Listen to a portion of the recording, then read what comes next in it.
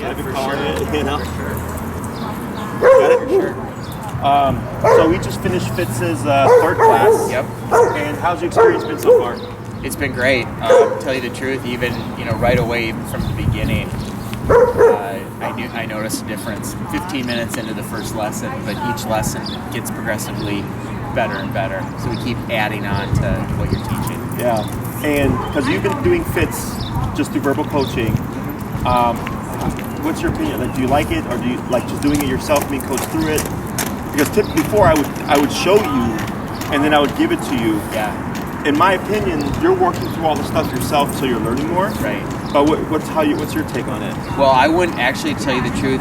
Being forced to do it the way we're doing, I wouldn't want to do it the other way. I would only want to do it this way. Good. Because there's no sense in having you do it.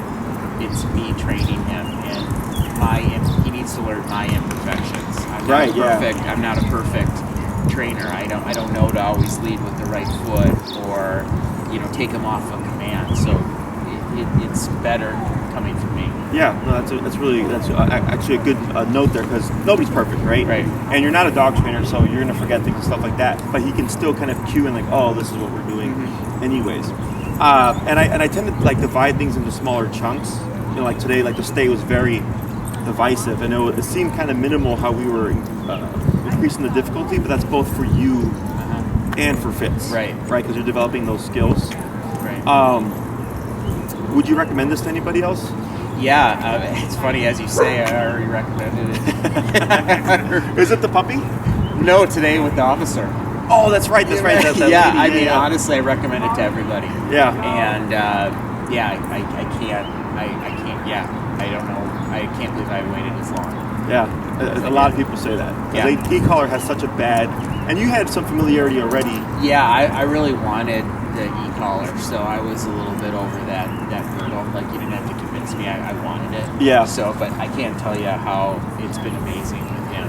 And it's better for him and it's better for me, because we're able to right away. I mean, I've done both. I've been in a restaurant with him off of it just a day ago, and he was all over the place. But the day before, it was on, and he was just right at my feet. Right. So he understands the collar. He understands that he's, should be in obedience when it's on. Yeah, I mean, just like with people and police officers, like, we're more obedient or will behave when there's an authoritative presence around, as opposed to when they're not around, and then people try to sneak things. Like when I told him, like, I don't go the speed limit, right? But if I see a squad car, I'm going to slow down, right? So it's the exact same thing. It's just opportunistic behavior. Yep. And it's really just when you need it, you have it. Yep. Right? Like, I don't care if people take their dogs out for a walk and they want it to be relaxed and let the dog do whatever. I personally don't care.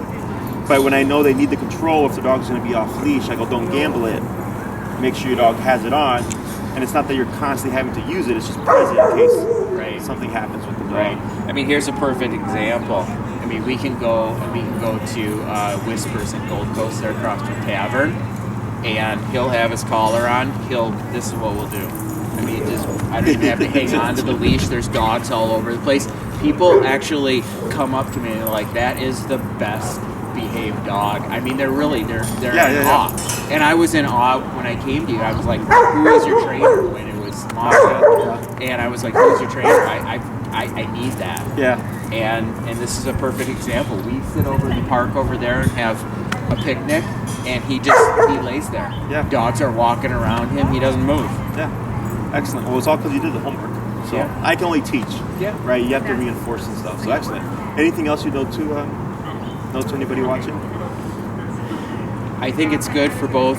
It's good for both humans and the dogs. I think the dogs appreciate it. Yep. They want to behave. They want to enhance, their owners' lives, and I think it's just beneficial to everybody. Yeah, and there's less frustration for the owner. Totally. Because now you have a means of communicating with your dog that's effective, efficient, and you get up to the off-leash level. Right. If and honestly, it's really cool when I know when we're walking and he's on this, that I now see people the way I used to be. Like, when they're walking past dogs, they're holding onto their dog. I'm just like, we'll just walk right by, because he's not gonna touch it. Yeah. So my confidence level with him, which I think he reads, and understands. When you mentioned today, like, don't push him into doing. I've never pushed him into anything. I've never pushed him into a sit. I've never pushed him into a down. I've always just tried to train him. So I've never pushed him into anything. And so knowing that he's just going to walk right by those dogs, and I kind of in the back of my mind like, you should really get a trainer. Yeah, and maybe at some point, right?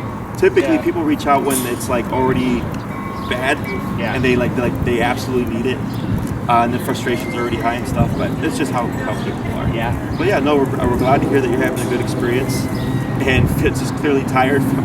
Oh yeah. He's in a knockout. He is sleeping.